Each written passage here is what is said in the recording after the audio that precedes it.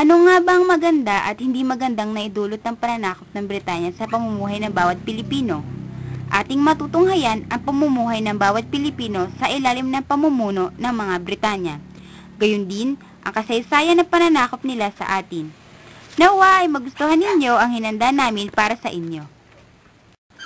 May panandali ang pananakop sa Maynila ang mga Ingles simula noong 1762 hanggang 1764.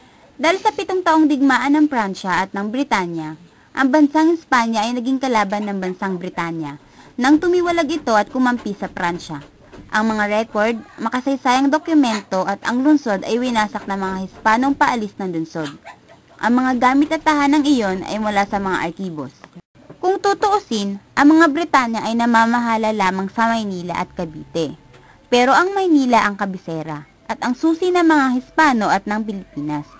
Tinanggap ng mga Ingles ang pagsuko ng pamahalaan ng Espanya sa Pilipinas galing kay Arsobispo Rojo at ng Real Audiencia noong ika-30 ng Oktubre 1762. Tuluyang nasakop ng Britanya ang Pilipinas. Sinang-ayunan ng mga Briton ang plano ng Real Audiencia para sa kanilang pagsuko. Kahit paano, nagpatuloy pa rin ang pananampalatayang Romanong Katolisismo.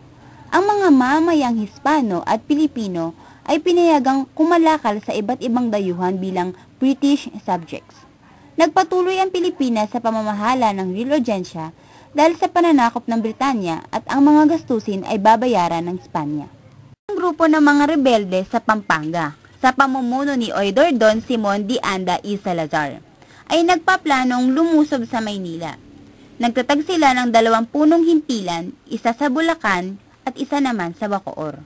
Noong ika-29 ng Oktubre 1762, nilagdaan ni Arsobispo Rojo at ng Real Audiencia ang kasunduan sa pagsuko. Ito ay inaprobuhan ng Espanya.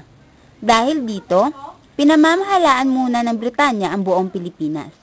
At 7 taong digmaan ay winakasan ng kasunduang pangkapayapaan sa Paris na nilagdaan noong ika-10 ng Pebrero 1763. Noong nilagdaan ang kasunduan, ang mga lalagda ay walang kamalay-malay na ang Pilipinas ay sinakop ng Britanya at pinapatakbo bilang kolonya ng Britanya.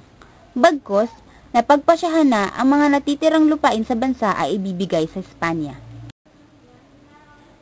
May ilang sundalong Indiano, kilala bilang mga sepoy, na sumama sa mga Ingles ay tumiwalag at pumalagi sa Cainta, Rizal. Dahil dito, nagkaroon ng Indiano sa Cainta at dito nanirahan hanggang sa mga sumunod na henerasyon. Bilang pagtatapos sa representasyon naming ito, naway nakatulong kami sa dagdag kaalaman ukol sa asignaturang ito. Maraming salamat!